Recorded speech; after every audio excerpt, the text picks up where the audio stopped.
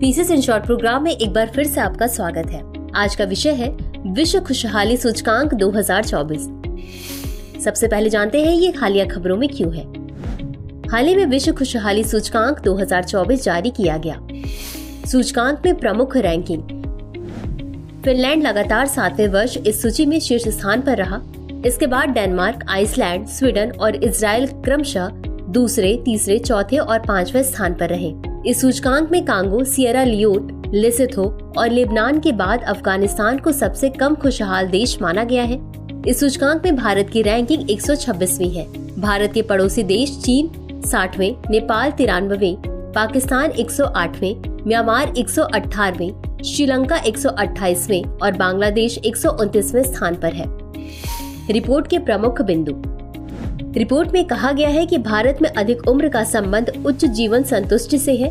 हालांकि वृद्ध भारतीय महिलाओं ने वृद्ध पुरुषों की तुलना में कम जीवन संतुष्टि की सूचना दी। रिपोर्ट के अनुसार दुनिया भर में हर क्षेत्र में महिलाएं पुरुषों की तुलना में कम खुश हैं। उम्र बढ़ने के साथ लिंग अंतर भी बढ़ता जा रहा है। युवा लोगों यानी 30 वर्ष और उससे कम उम्र के लोगों में खुशी की रैंकिंग करते समय लिथुआनिया, इजराइल, सर्बिया, आइसलैंड और डेनमार्क शीर्ष 5 स्थानों पर है, जबकि फिनलैंड को 7वें स्थान पर रखा गया है। इसमें भारत 127वें स्थान पर रहा।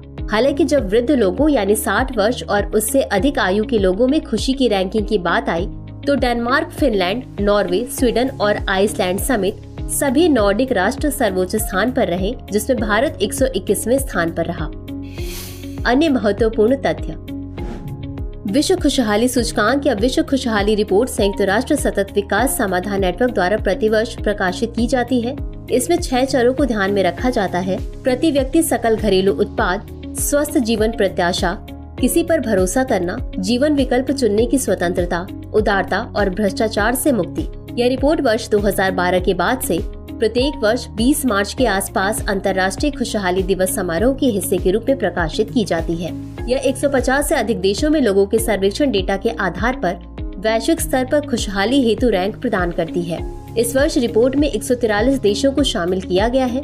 गौरतलब है कि वर्ष 2012 में संयुक्त राष्ट्र सतत विकास समाधान नेटवर्क यानी UNSDSN को संयुक्त राष्ट्र महासचिव के तत्वाधान में शुरू किया गया था। SDSN शिक्षा, अनुसंधान, नीति विश्लेषण और वैश्विक सहयोग के माध्यम से सतत विकास लक्ष्यों यानी SDG एवं जलवायु परिवर्तन पर पेरिस समझौते को कार्यान्वित करने के लिए एकीकृत दृष्टिकोण को बढ़ावा देता है। तो चलिए अंत में देखते हैं आज के अभ्यास प्रश्न को। विश्व खुशहाली सूचकांक के संदर्भ में निम्नलिखित कथनों पर विचार कीजिए। 1. यह संयुक्त राष्ट्र सतत विकास समाधान नेटवर्क द्वारा प्रतिवर्ष प्रकाशित किया जाता है। 2. इस वर्ष इसमें 143 देशों को शामिल किया गया है। उपर्युक्त में से कौन सा या कौन से कथन सही है या सही है? A केवल 1, B केवल 2, C 1 और 2 दोनों, D न तो 1 और न ही 2। इस प्रश्न का उत्तर कमेंट बॉक्स में जरूर दें। आज के लिए बस इतना ही। धन्यवाद। डियर व्यूअर्स, अपने एग्जाम की तैयारी को और बेहतर करने के लिए हमारे चैनल को लाइक, शेयर और सब्सक्राइब करना न भूलें।